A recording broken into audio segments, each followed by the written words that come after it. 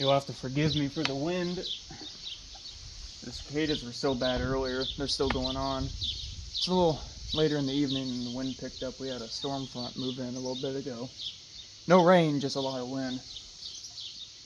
This is the 40H 9-speed edition, and it's got new front tires. I went ahead and put 2 really dangerous jacks to make it only slightly dangerous. For some reason, this tractor has 1 flanged style and 1 bolt-on style hub. So I'm going to keep it that way. I see no reason why not.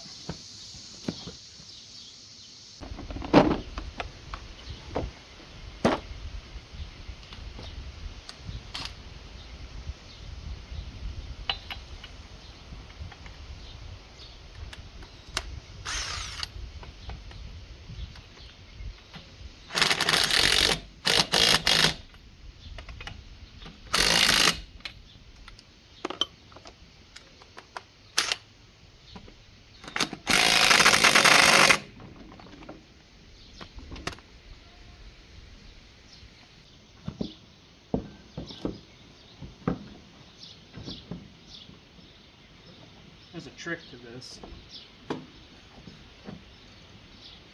So that these tires are evenly spaced, this one has to go on the back side of this hub. So you gotta get these 3 spokes behind it somehow. There we go.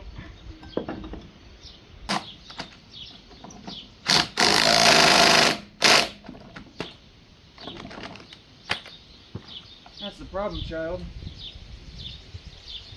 Well, that wheel's basically on. I'll go ahead and jack it down. I couldn't get this old bolt to work, so I'll just go ahead and run with 2 for now. I'm not going anywhere serious. I'll go to the store tomorrow and get a brand new one. So I took the grill off so that I could look in here in the steering box, see if it had proper lubrication. The steering's a little loose on this tractor, but not as bad as I've seen before. It looked fine, it looked properly greased, so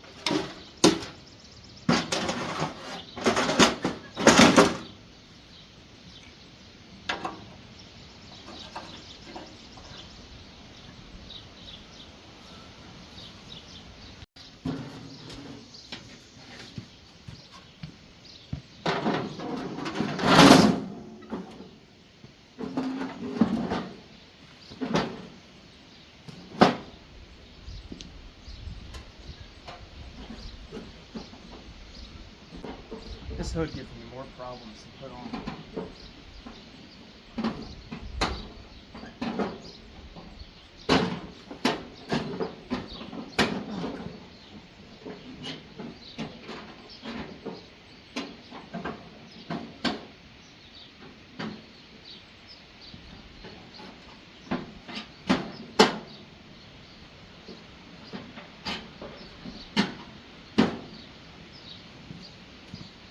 All right.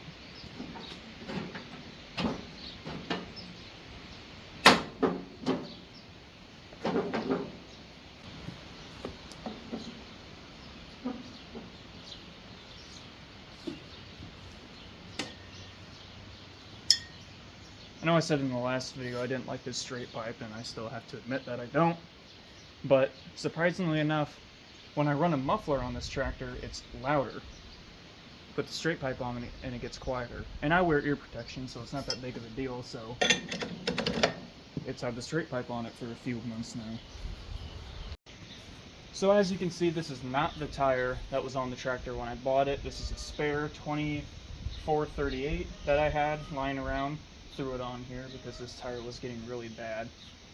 This was actually, originally when I bought it, this was a 13.638. So the tractor was actually a little lopsided, so now I have matching, at least size-wise.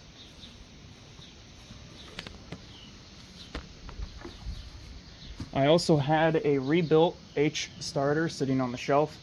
Threw that on the tractor because why not? Put a new switch on it. I've pressure washed the tractor and changed the oil in the engine.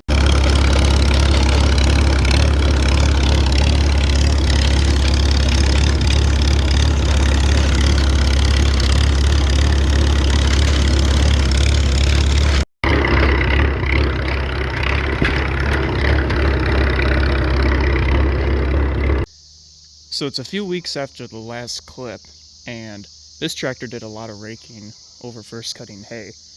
And the engine did phenomenal. This thing runs absolutely flawless now. However, two issues cropped up. First being, the rear wheel seals are starting to leak pretty good, okay? This one more so. You can actually see on the rim where the oil, as we went along, came out. And it's quite wet. What I'm gonna do here is I'm gonna go ahead and drain the rear end and fill it with 85 140. This oil to me looks like, at least when it was actually coming out, like it was really thinned out. So maybe it's an 80-90 or something even lighter than that. So I'm going to take all that out, we're going to refill it, and go from there. If it needs to get wheel seals put in it, I can do that no problem. The second issue is this wheel almost came off on me when I was going down the road. It had worked its way out on the axle, and I only noticed it because it started going like this. So I got off the tractor, and sure enough, the wheel was almost about to fall off. So had to go to the farm and get some jacks and slide it back on and tighten the bolts down the best that I could. They were all loose. Upon further inspection, I've noticed that most of the clamps are loose too. So that's terrifying. We're going to take care of that real quick.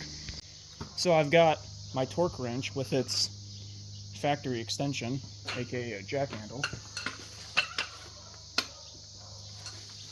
And I'm thinking somewhere along the lines of 386 foot-pounds should be enough. Click.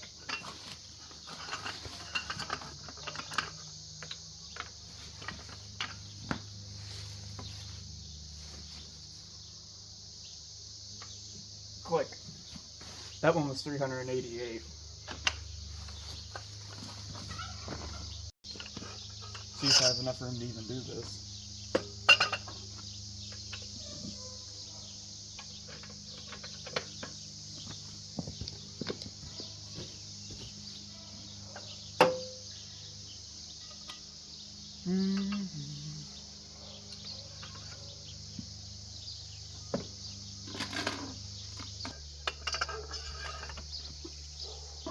Oh, that one's tight.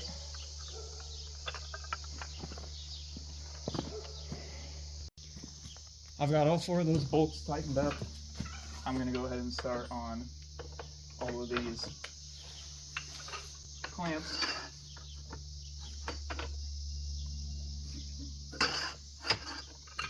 They're rather loose.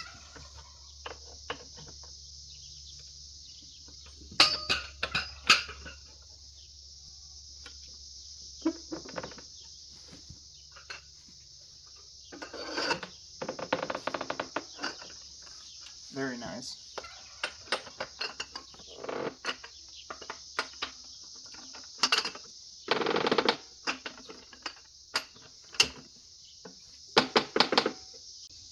So a few weeks ago, I went to Harbor Freight and I picked up some of this wire loom, 1/4 inch and 3/8, just some different kinds. I also got some shrink tubing, and this little kit I thought was pretty neat. It comes with a tool and all these connections, and I think it was very reasonable. I think it was like 10 or 20 bucks. I can't remember now. I'm sorry, but I got those, and I also have this box of old wire, all different kinds, all different lengths, colors.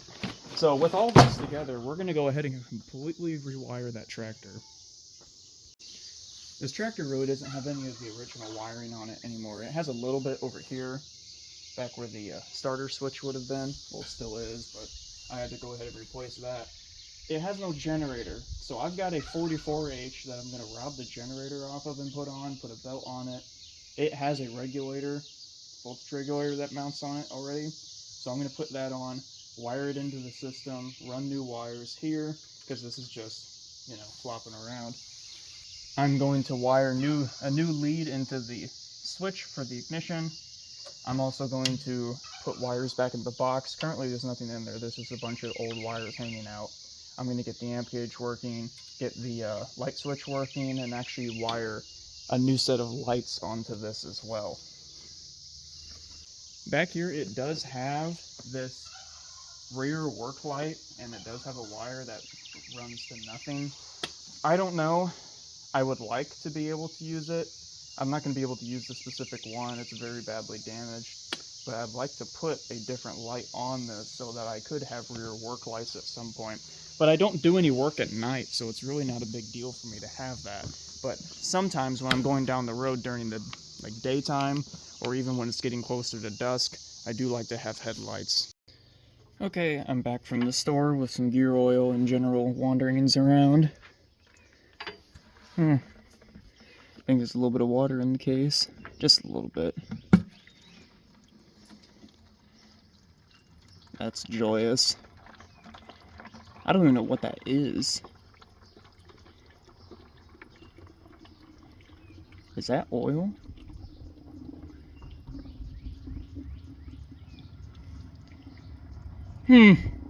Okay.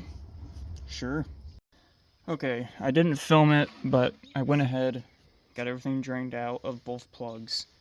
Then I put the plugs back in, filled it with 5 gallons of diesel fuel, and drove it around a little bit. So now we're going to go ahead and drain that diesel fuel out.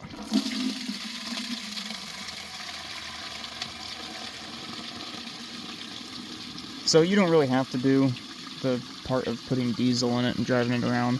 But as you can tell, diesel fuel is supposed to be green if you buy it from the gas pump like I did, and this is coming out purely black.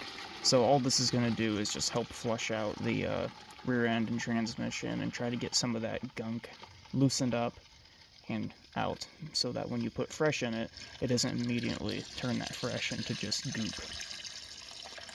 So I'm going to go ahead and let this drip out overnight so that in the morning I can be assured that basically everything's out of the rear end. And for those who are not aware on a Farmall H, obviously the rear end drain is what we just showed you. Down here, this is the clevis for the drawbar, and this is your lift-all pump between them, where the bell housing comes down. Here, not bell housing, this is the bell housing, I'm sorry, where the, I guess that is the front of the transmission, comes down. There's a plug right here. And then over here on the side, which I have already removed, is another pipe plug. This is your level plug, which is right here next to the clutch linkage. It's the next day, and I'm relatively sick, as you can probably tell in my voice and whatnot. So, I think I put that in right. I let that drain overnight, and we're going to go ahead and go up top and fill it up with new gear oil. I absolutely love gear oil.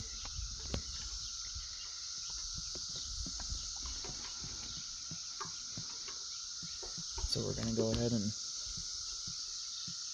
get all of this wonderful smelling stuff in the transmission.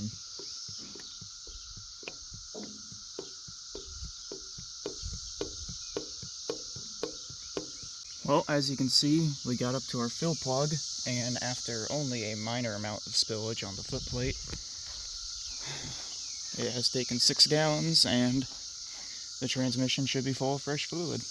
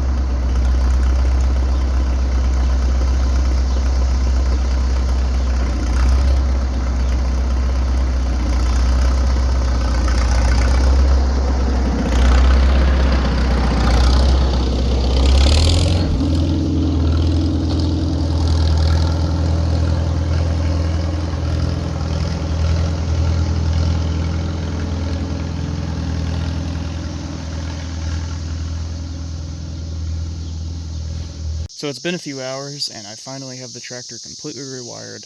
I went ahead and used a wiring diagram I found online. I'll put it on the screen right now. It's basically just, it says it's 6 volt with a positive ground. It's the same exact wiring diagram as a 12 volt with a negative ground. I got a voltage regulator and generator mounted up with a wire loom going back. The distributor wire comes out of it. Ooh, I just had a spider on me. And it goes back to where it goes up into the ammeter box, whatever you want to call it. I have one wire coming off of the battery that feeds into the hot. This just holds a bunch of wires in that go to the ignition switch, and then this wire will go back eventually to a light. The only thing I haven't wired yet is the headlights, because that switch does not function. However, I took a piece of wire temporarily and made sure that the lights are in fact working, which they are. So I'm either going to get a new 4-post or just run a little on-off switch from Napa or whatever to make my lights work, which will be really nice to have at night, for sure. Okay, so it's about 10:30, 11 o'clock at night, and I'm working on the H, except I'm actually not. I've got the welder out, and I'm working on this International Harvest. I think it's like a 410, 310 rotary mower. I'll put a picture of the ad up right here. It could be a 311 too, another ad. I don't know, but what ended up happening here is I was out cutting brush, and a weld seam broke in there. So you can see I've been putting it back together again. I did it off camera because I really don't want people to get mad at me because I can't weld. So on the H, I mean, it's been doing great. I brush hogged with it for about 30 minutes before I actually had a PTO shaft break. Let's come over here and I'll show you the damage.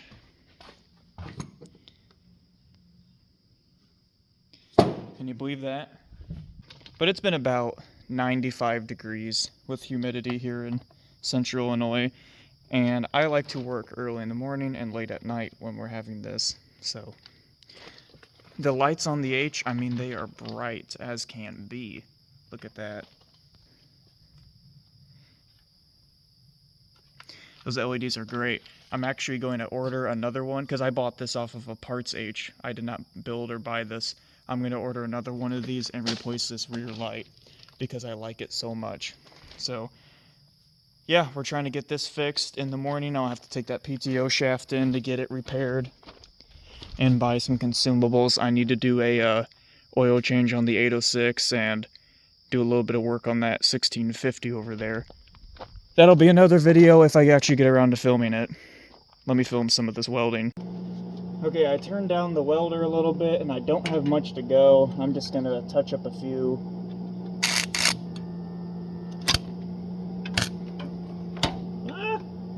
I'm just gonna touch up a few. Ow. Jesus. I'm just gonna touch up a few of these.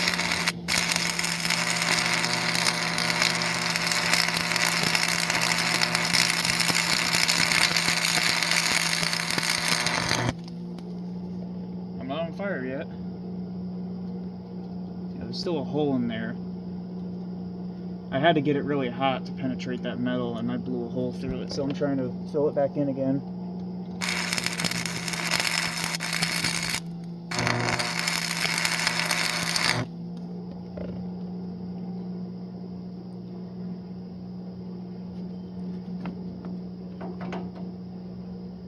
Okay, we're getting there. Yeah, this whole PTO shaft is on, like, I don't know, it's on a pin. There's a bolt, I don't know if you can see it in the camera angle, there's a bolt that goes through here, and it's mounted on that pin, and when that weld broke, the shaft dropped down, and I guess the geometry of it was wrong because it broke the shear bolt back at the gearbox, and it broke the PTO, the male shaft that goes up to the PTO on the tractor.